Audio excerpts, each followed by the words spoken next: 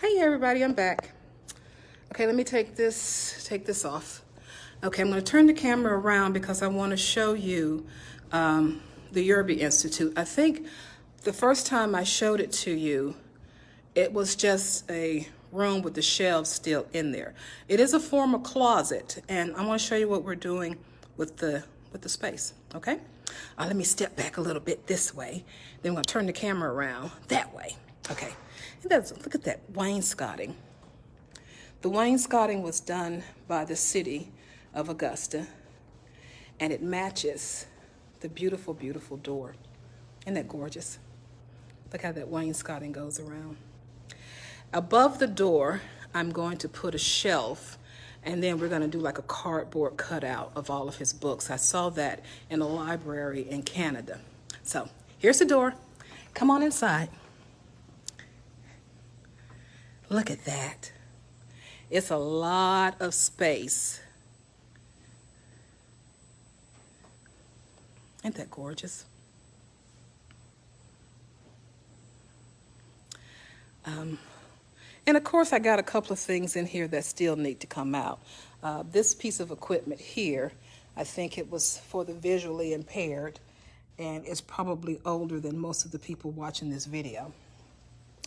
The Laney Museum still has this ATM machine in here.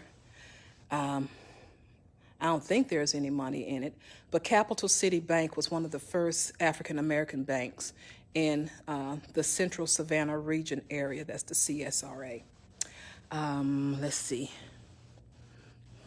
There's my desk. And hubby bought me this gorgeous rug. Look at that rug, gorgeous, look at that. A lot of the furniture in here I've gotten from the city as well to furnish the room. I've got a couple of other pieces I'm going to bring in that's in our back room of our house that I'm hoping next week, hubby, if you're listening to this or you're seeing this, that you will help me get that there. And we talked a little bit about Yerby's movies, and I have managed to get all three of the original posters. Can you see that? That's the Golden Hawk by Frank Yerby. There's the Saracen Blade with Ricardo Montalban, Mr. Rourke, and the Foxes of Harrow, which won the Oscar in 1947. That movie is very, very powerful. And I have some of his collection here.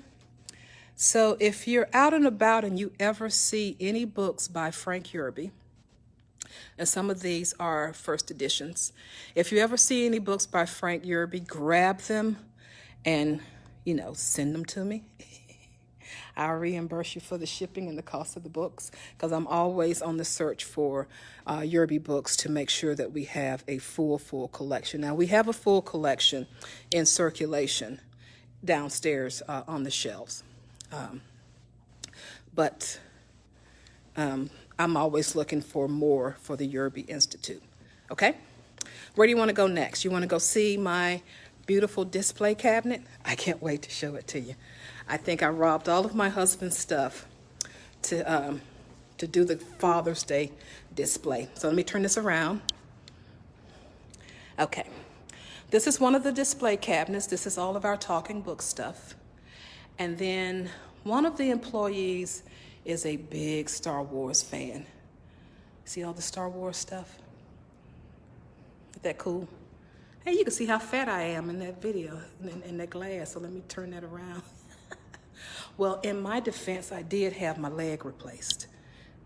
Okay? They took my leg apart and gave me a new knee. So I, gained a little bit of weight, but we ain't gonna talk about that, okay? Okay. All right. This is the Georgia room, where you can do all of your genealogy research here, and you can get online and do that as well. And you see the displays in the cabinets. Isn't that cool? And all the books in there are either by Georgia authors or can deal with Georgia history. And this is the third floor of the library. And you can see in 1750, Augusta First Library of 166 books sails from England aboard the Charming Nancy. And in 1835, the old Masonic building on Broad Street was part of the library. And then in 1882, on the north corner of Jackson and 8th Street, and it goes on. But we're gonna go into admin, and I'm gonna show you my display cabinet. Ready? Okay. Corey, I am live, so I'm gonna try not to get you on film, okay? All right, so here's my display cabinet. And you see where I grabbed all my husband's hunting stuff. I even grabbed his little bear that we named Marquez. So Colette, if you're watching, yeah, he's named after your grandson. And there's his ghillie suit and all that good stuff. And there's books on Father's Day and how to be a good dad. And then I just threw that one in there because, yeah. And you can see some of my hubby's ties and my sneakers. I've never worn them. I just thought they were really, really cool. Hey, Amanda. Okay. And then this is a dad cabinet. And, okay, I'm trying to stay out of the shot. How do I do that? Okay. All right. See all his neckties in there? How to tie a tie. And I even borrowed all my son's neckties as well. I didn't even bother to take them off the hook. But there's my little bear right there. Chicken soup for the father-daughter soul. Daddy dates. Hello, Amanda. Strong fathers and daughters. But that's part of our third floor. I don't know if the director will be cool with me coming down the hallway to where she is, but this is a good-sized library. We have 90,000 square feet. Okay, and let me see. I've got a key to this room. Well, thank you, Amanda. This is where we hold a lot of our computer classes. So if you want to learn how to do Word or other software programs, we have classes in here.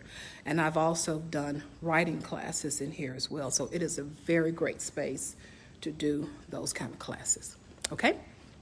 Well, that's about it for the third floor, at least as much as I can show you. Is there anything else you want to see? You want to go down to the stacks? We can go down to the stacks. I'm going to have to stop and start again because, yeah, I don't know if it's going to hold up during the elevator. So